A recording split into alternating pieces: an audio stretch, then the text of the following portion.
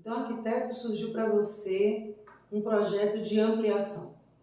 Às vezes o cliente ele quer novos cômodos na sua casa, então ele pode te pedir para você colocar um novo pavimento ou ele vai te solicitar uma ampliação, seja para lateral, para frente, para o fundo. Então, o que é que eu quero trazer nesse vídeo? O que é que você vai levar em consideração na hora de pensar na ampliação de um imóvel? Vamos focar aqui no imóvel residencial, tá bom? Vamos trazer alguns casos aqui. Vamos começar pelo mais importante, que é a questão da legislação, né? O arquiteto ele vai verificar primeiro a possibilidade da ampliação, se não vai passar do limite de área construída ou do limite de área ocupada, mas isso é com o pessoal de arquitetura. Em relação à estrutura, quais são as implicações de uma ampliação? Começando pelo mais comum, o pessoal quer um novo pavimento. Isso não acontece só em casa não, acontece também em prédio. Considerando uma residência, não, eu comprei aqui um vilage ou eu comprei uma casa e agora eu quero um novo pavimento. Como é que eu sei que eu posso construir um outro andar nessa casa? Resolvida a questão da legislação, das aprovações, para você conseguir fazer seu novo andar, que isso você vai resolver junto ao seu arquiteto, você vem para a questão estrutural. Primeiro a gente precisa conhecer qual é o tipo da estrutura. É uma estrutura de pórtico, de pilares e vigas? Pronto. É alvenaria estrutural?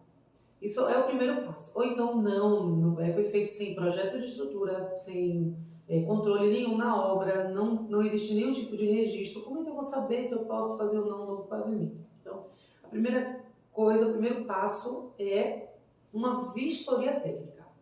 Você está com o seu projeto de arquitetura pronto, você vai chamar um engenheiro estruturalista e ele vai fazer uma vistoria na obra, na sua casa, e ele vai analisar sua documentação, o que é que você tem de documento, se você tem um projeto estrutural, mesmo que incompleto, ou se você não tem um projeto estrutural, ele vai analisar no local, se ele consegue enxergar os pilares e as vigas. Ele pode ter um aparelho como esse que eu tenho aqui, um pacômetro, onde a gente verifica, sem a necessidade da destruição, a gente verifica se existe pilar e viga com o uso desse aparelho aqui. Eu já tenho até um vídeo sobre isso, né? A gente passa ele e ele identifica automaticamente se existe uma ferragem ali, o espaçamento dessa ferragem, a que profundidade essa armadura está. Então isso aqui é muito importante para o engenheiro que faz a ampliação estrutural, né? Que trabalha com projeto de estrutura, aquilo ali é uma ferramenta fundamental no nosso trabalho. Então, quando a gente vai no campo fazer essa visita, a gente analisa se existem fissuras, por exemplo. Já podem existir fissuras, que elas podem ser estruturais ou não. Pode ser, por exemplo, um problema de infiltração, pode ser um problema de um reboco mal feito, uma parede no poente. Então a gente analisa qual é o tipo de problema que existe no lugar, se existe algum. Supondo que não exista nenhum tipo de manifestação patológica e o cliente quer ampliar a edificação, colocar mais um pavimento sobre ele, a gente começa a analisar o seguinte: olha, aqui existe pórtico de pilar e viga em boas seções, é possível fazer ampliação. Ou então, olha, não existe aqui pórtico de pilar e viga, me parece que é ou uma alvenaria estrutural ou uma construção que não teve nenhum tipo de técnica formal de engenharia, né? Foi uma construção feita com esses pilar fora de norma, sem nenhum tipo de cálculo, sem nenhum tipo de acompanhamento técnico. Aí, nesse caso, se torna impossível eu fazer uma ampliação? Não se torna impossível, né? Tudo tem que ser levado em conta. Por exemplo, às vezes eu tenho uma casa e sobre ela você tem um telhado. Ó, o telhado já está lá, a casa já está lá, não existe manifestação patológica. O que é que a gente pode fazer no caso desse? É levar o telhado e fazer a vedação com material leve. Você tem, entrando já na parte de materiais, de novas tecnologias, você tem materiais que são excelentes para esse caso de ampliação de pavimento numa edificação. Como, por exemplo, o bloco Cical. O bloco Cical é um bloco bem mais leve. Eu vou colocar uma imagem do bloco Cical.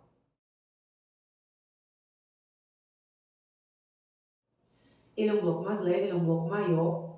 Então, ele é um bloco que vai dar uma implicação menor naquela edificação. Então, em caso de reforma, mesmo que você não esteja levando um pavimento, só, não, eu tenho aqui essa casa, eu quero fazer uma parede, eu não sei se suporta ou não suporta. O bloco cical é uma boa opção.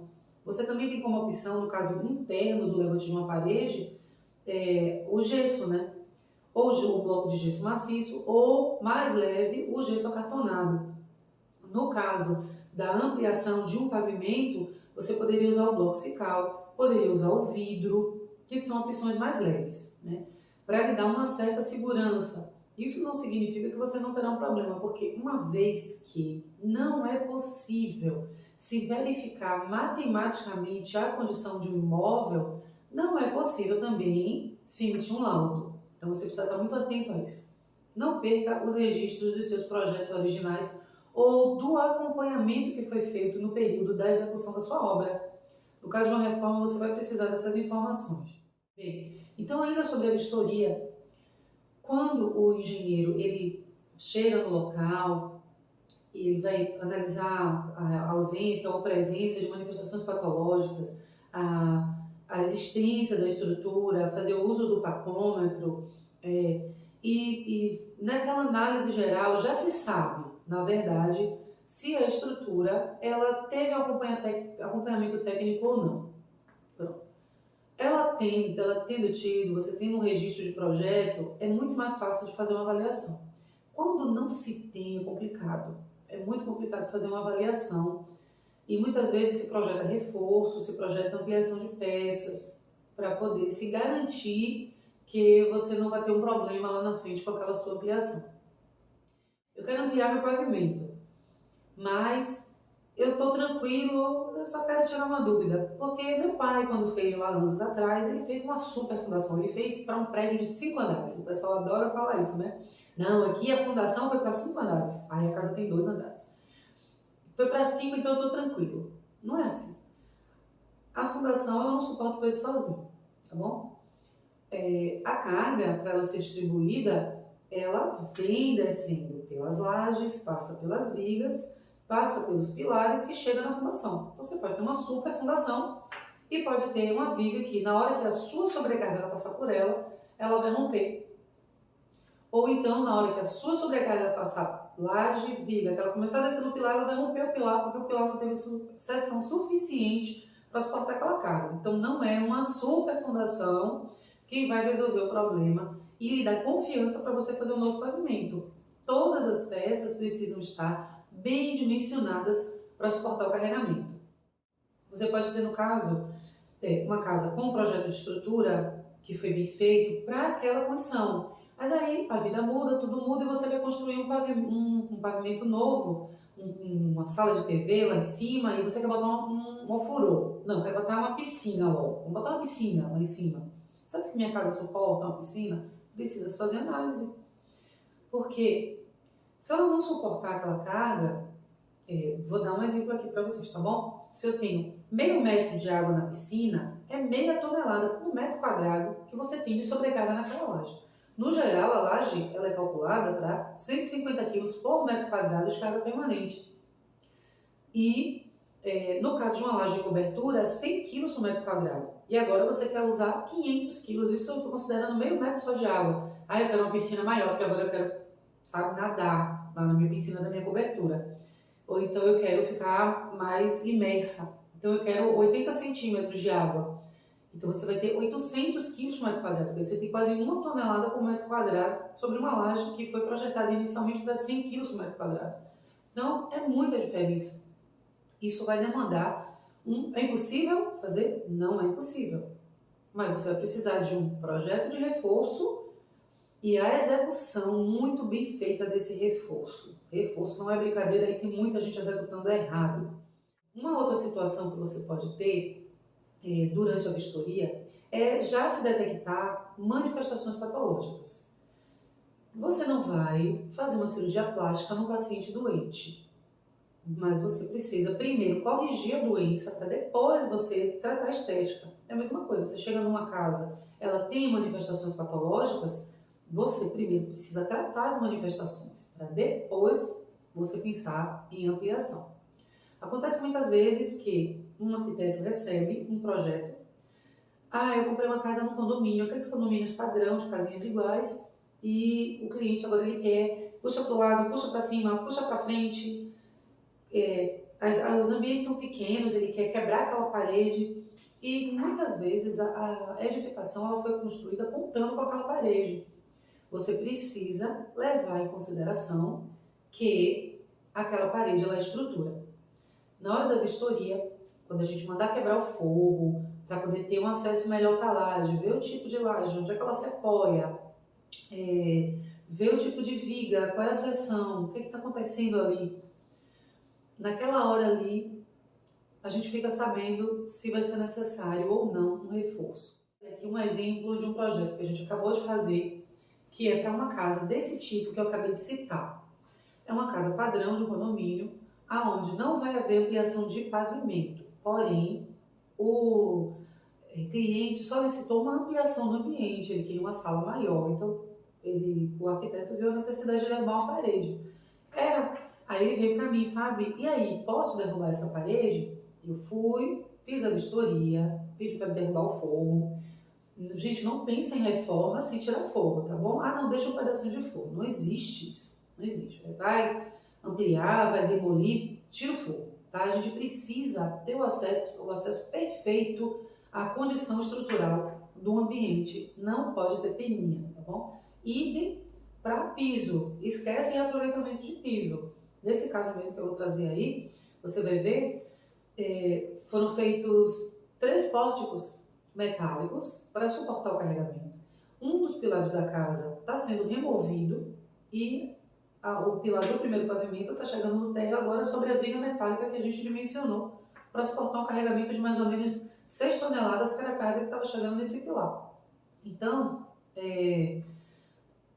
a sapata para esse novo pórtico, ela também tem que ser executada, não pode ser aplicado direto sobre o chão, você vai fazer uma fundação para o pórtico do reforço. Eu vou trazer a imagem do pórtico do reforço que foi projetado.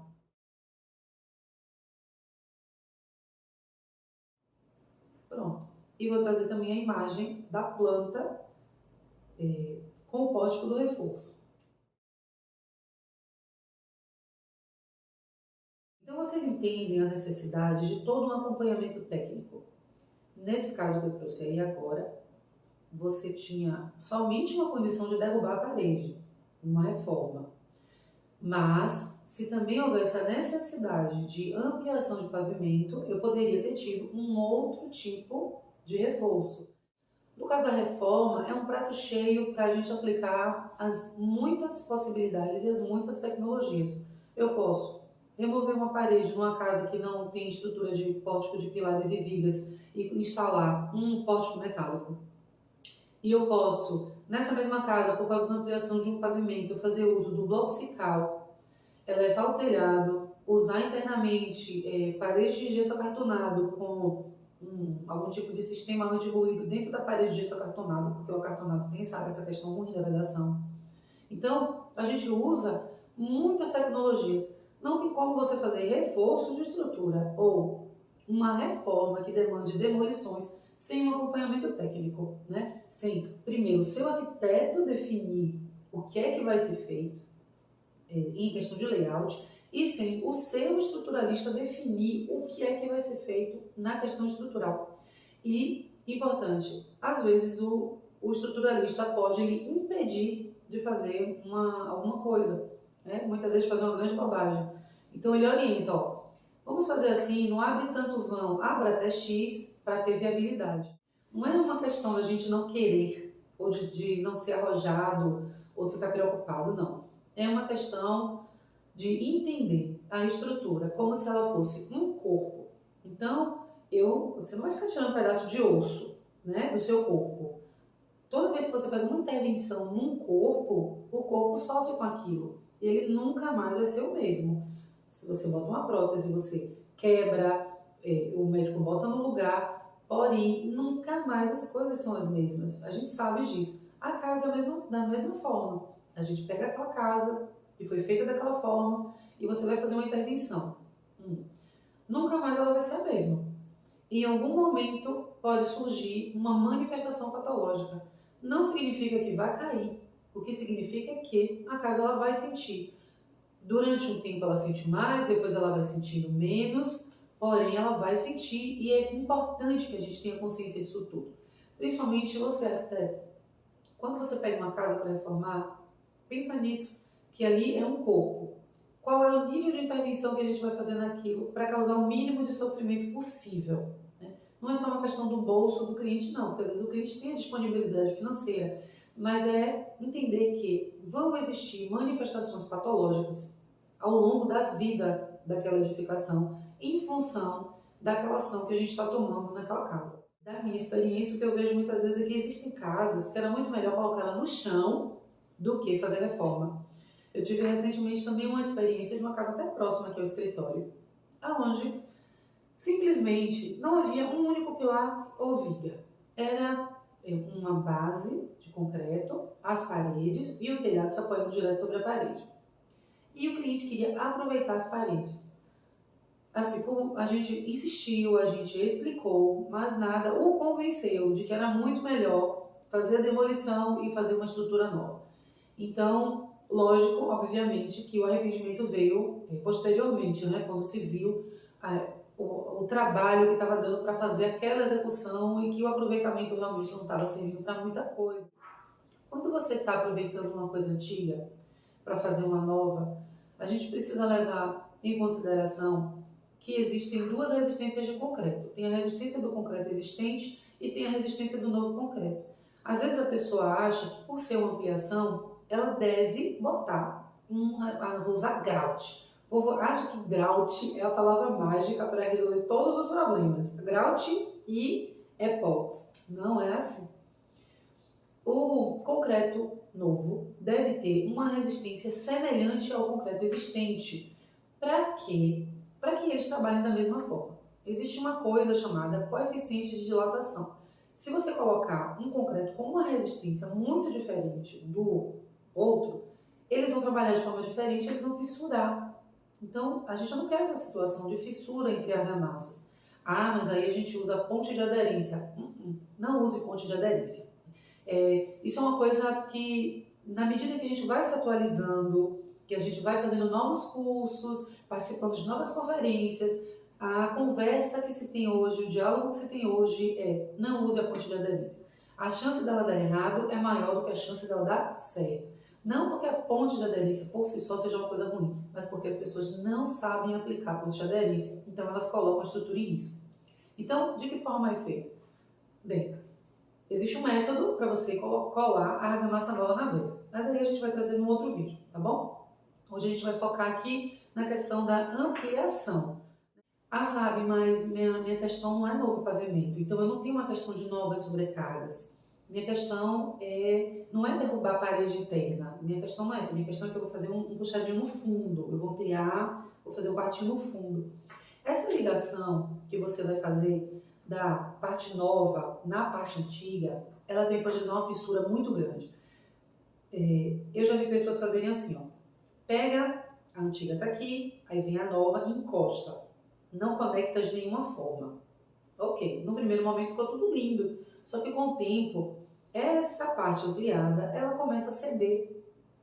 Olha o que acontece. A parte antiga da edificação, ela já está há muito tempo ali e aquela sobrecarga já comprimiu o solo. Quando você pega a edificação nova e encosta nela, a de cá, a nova, começa a descer porque o solo estava cheio de vazios, ela não estava com aquela carga. Então ela começa a descer para se acomodar. E tudo que ela desce vai aparecer numa fissura de ligação. Não é um indicativo de desabamento, mas é um problema sério, porque por ali vai entrar infiltração, fica uma fissura horrorosa. Eu já vi casa que era de um lado ao outro a fissura, na área ampliada. Por quê? Porque a ligação não foi feita da forma correta.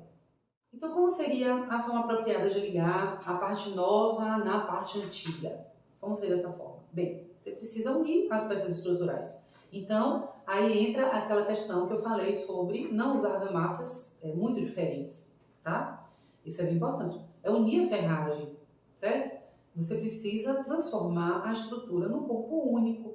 E, além disso, existe um cuidado na alvenaria, que é o quê? você usar uma manta de poliéster, né? Unindo o reboco antigo no novo. Então você quebra um pouco mais para dentro no reboco antigo e une eles dois com uma tela de poliéster que vende em loja de material de construção, para que a estrutura vai movimentar, gente, tá? Vai movimentar. O que eu estou falando aqui são formas de minorar esse movimento, tá bom? É importante que você faça um estudo do concreto existente. Então você vai procurar uma empresa de laboratório de tecnologia de concreto e você vai solicitar que eles façam uma extração de corpo de prova. Eu não estou falando ao proprietário, eu estou falando ao engenheiro agora. Porque você não pode extrair um corpo de prova de qualquer lugar. E quem vai fazer a análise da resistência, do resultado daquele exame, é o engenheiro estruturalista. Então, o seu engenheiro estruturalista, ele pode lhe solicitar uma série de exames para que ele tome a decisão a respeito de qual concreto novo vai usar na sua ampliação. Então, ele pode lhe pedir extração de corpo de prova, para que esse laboratório realize um exame de resistência do concreto à compressão. Pronto, ele vai extrair um pedaço no lugar que o estruturalista solicitar e ele vai fazer o exame. E ali ele vai ficar sabendo qual é a resistência daquele concreto antigo. Ele pode também pedir um exame complementar chamado esclerometria. A esclerometria, ela vai dar para você um resultado da dureza superficial do concreto. Então, para não ficar pedindo um monte de corpo de prova, né, um monte de biópsia, ele vai pedir a esclerometria, que ela vai dar a dureza superficial, vai dar um valor aproximadamente igual ao da resistência do concreto. Mas o exato mesmo é a biópsia, que é o exame laboratorial de compressão, tá certo? Esses são os exames que o seu estruturalista pode te pedir para a sua ampliação. Ele pode te pedir também o exame do solo, tá? Ele vai construir uma parte nova, né, gente, na ampliação. Ele tem que saber sobre qual solo ele está trabalhando. Eu acho interessante quando um cliente diz, não, eu não vou gastar 4 mil numa sondagem, eu não vou gastar 2 mil reais no exame de resistência à compressão. Eu acho interessante que prefere colocar em risco toda uma ampliação que custou 200, 300 mil, porque não quis gastar 5 mil. Mas cada pessoa tem sua forma de raciocínio, né? Eu só acho que a gente, como estruturalista, precisa passar a solicitação. Caso o cliente se negue a dar aquele tipo de exame que é necessário para a ampliação dele, ele tem que ficar consciente de que a responsabilidade sobre qualquer manifestação patológica que ocorrer é exclusivamente dele, uma vez que ele foi solicitado do exame e não quis atender aquela solicitação do profissional que ele está contratando. É possível fazer o projeto sem os exames? É possível. Que dados a gente usa? A gente usa os dados comuns. Por exemplo, você não forneceu a sondagem. Qual resistência do solo vai adotar? Uma resistência baixa, 1 kg por centímetro quadrado. A gente precisa de algum parâmetro.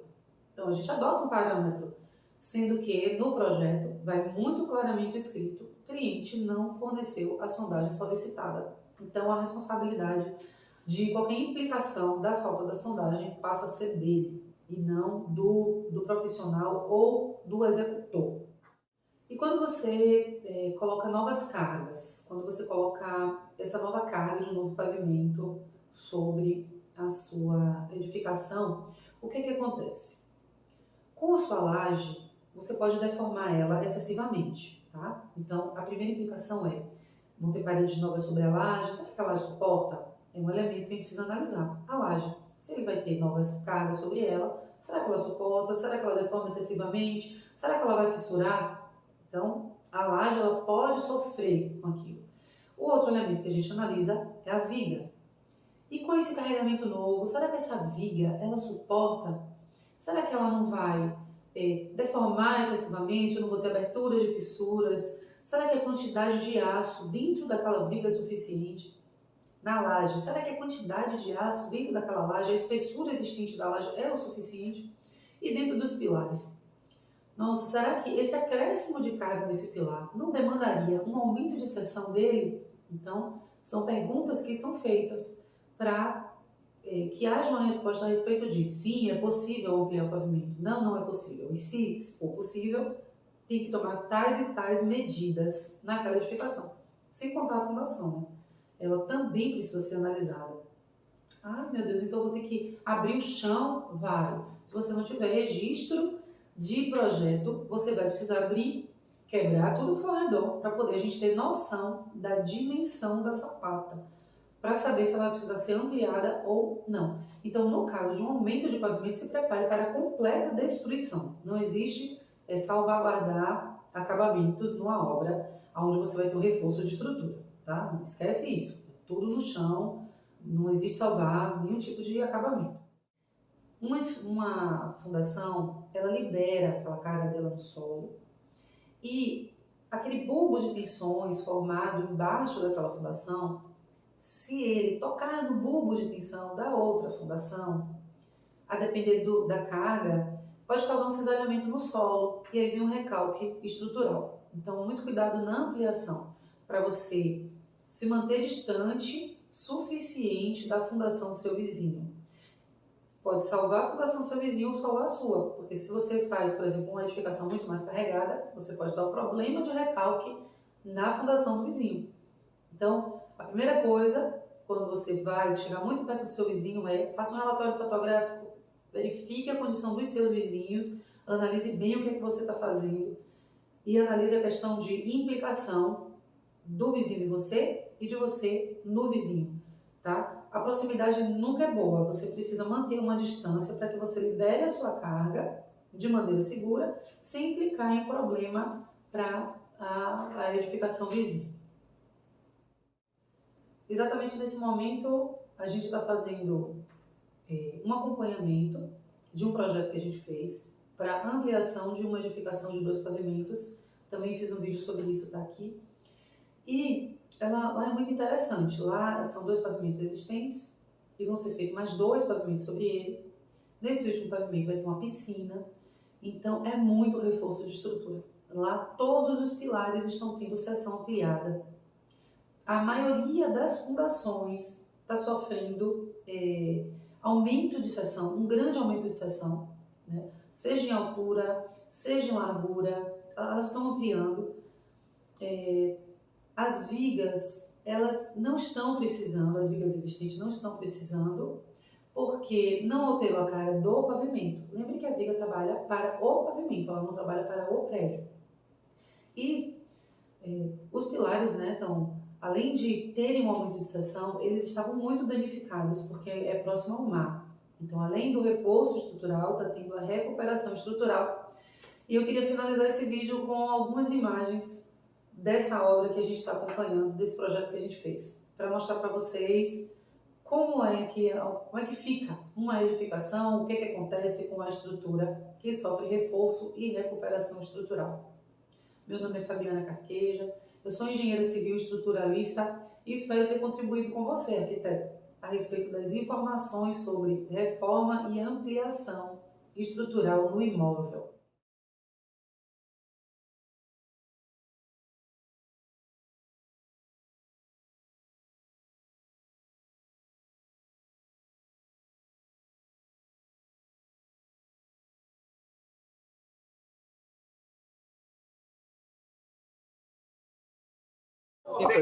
Hoje é o aumento da seção da sapata, tanto para a lateral como na altura. Ela vai crescer 30 centímetros na altura e cresceu, acho que foi 35 centímetros para o lado. O rapaz está preparando.